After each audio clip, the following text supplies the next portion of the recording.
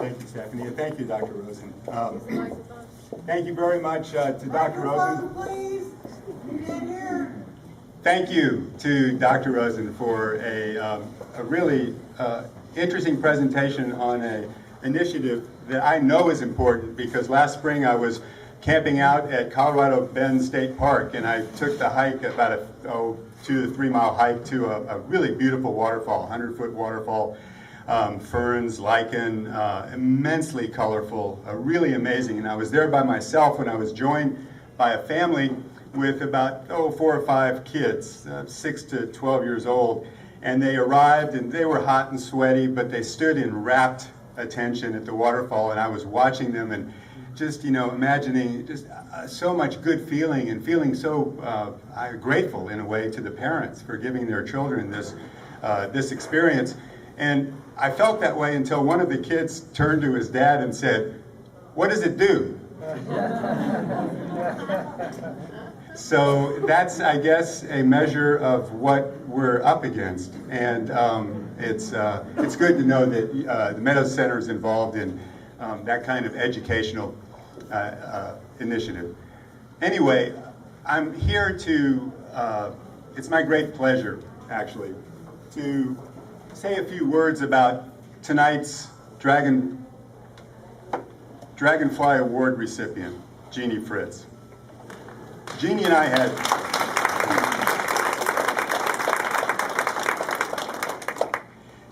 had lunch the other day, and she told me over lunch that when she was younger, by the time she was in college, actually at UT, she'd already formed a list of requirements that she had, a kind of checklist for any potential suitors.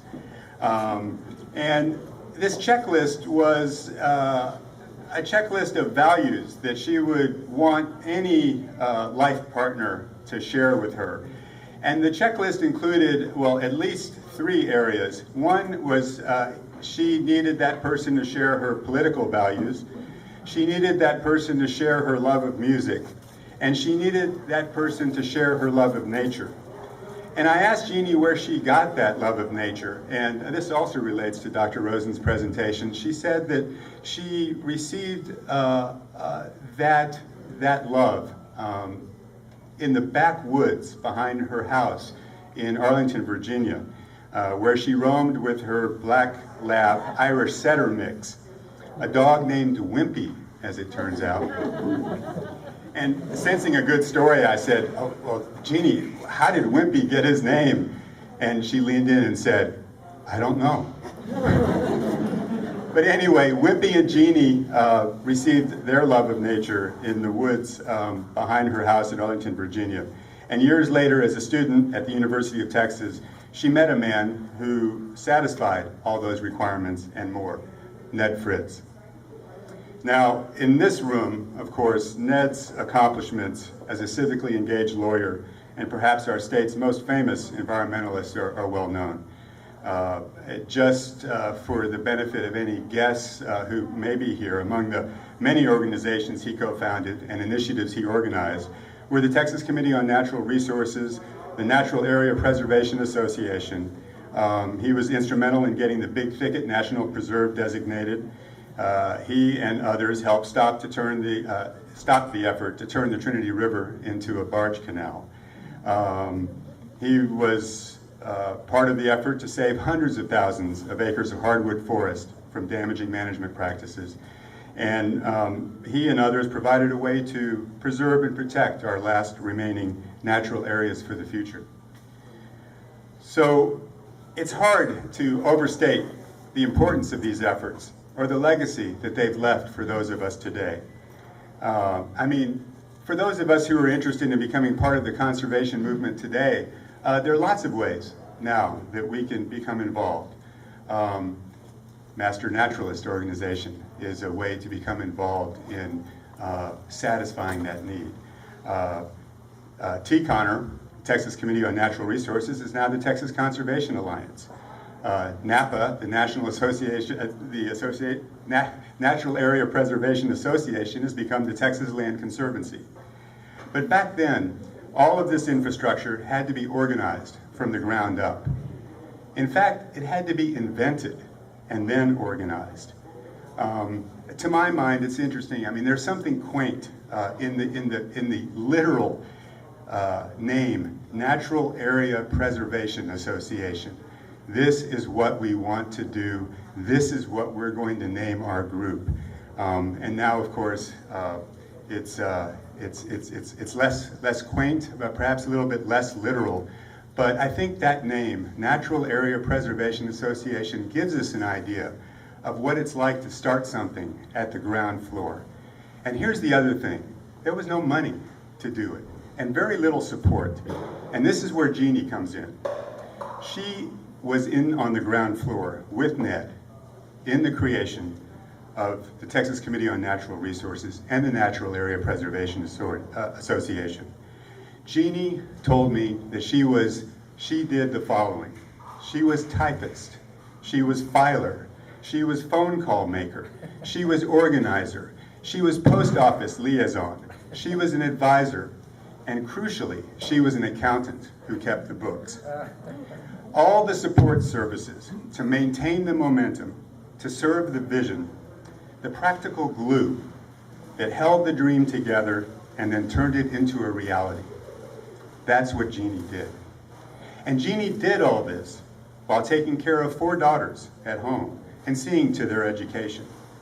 And that's not it. That's not it by a long shot. Even before Ned began to think of directing his considerable legal and organizing talents towards the preservation of the natural habitat, Genie had long been engaged in social justice issues and women's rights. In an extraordinary career outside of the home, during a time when such was neither encouraged nor very common, Genie was president of the Dallas League of Women Voters, a board member of the Texas League of Women Voters, president of the Southwest Women's Federal Credit Union, president of the Greater Dallas Housing Opportunity Council. It is said that Genie and Ned formed an extraordinarily effective partnership on behalf of the environment, and this is why we are honoring her tonight. But for me, what stands out, what inspires me, is something that Genie brought to the table early on, indicated by her requirement that her future husband share her political values as well as her love of nature. It's the engine that drove both Ned's and Genie's activities, together and separately. That engine was made up of values that include a shared belief in democratic institutions, a shared belief in the importance of civic engagement, and a shared willingness to fight on behalf of people and principles at risk, and to expand that concern beyond our own species to the natural world that surrounds us. This is the legacy that Genie, together with Ned, has left us.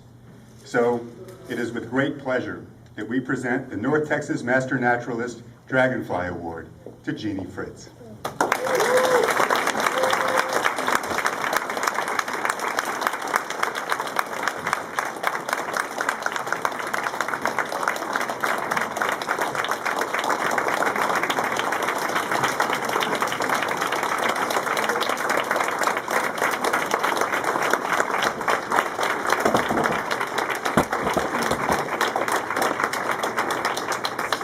Well, when I was informed that I was going to get this award, I was really very surprised, but I was very honored because I have great admiration for this organization, the Master Naturalist, because you are continuing to carry on some of the things that Ned was interested in.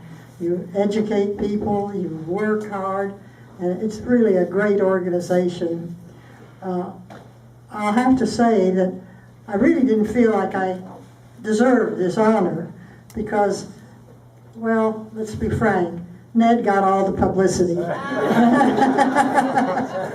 And there were times when I sort of resented it, but you have now fulfilled my dream of having a little...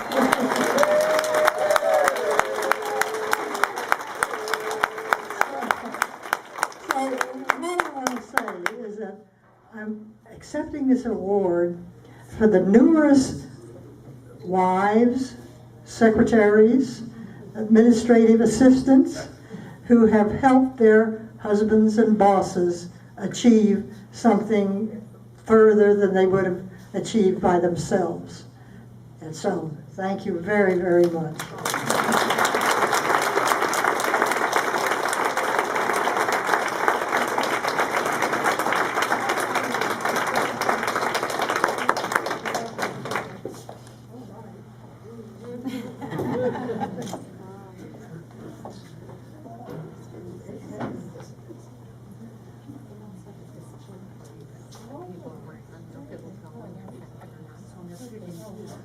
Mrs. Fritz is also receiving an honorary membership in the North Texas Master Naturalists.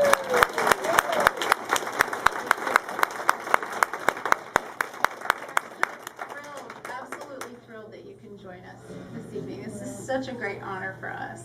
And It's an honor for me. And your words, I know, touch the hearts of all of us in this room. We've all felt that we've put our heart and soul into our work, into making North Central Texas in particular a wild and natural place. And sometimes you can feel a little unappreciated. So, thank you so much.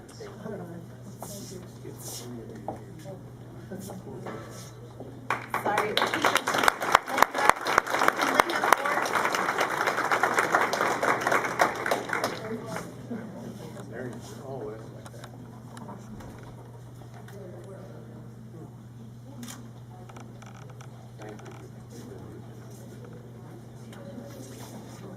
Thank you so much. And there are so many people in this room that we need to recognize this evening, and Linda's going to kick us off with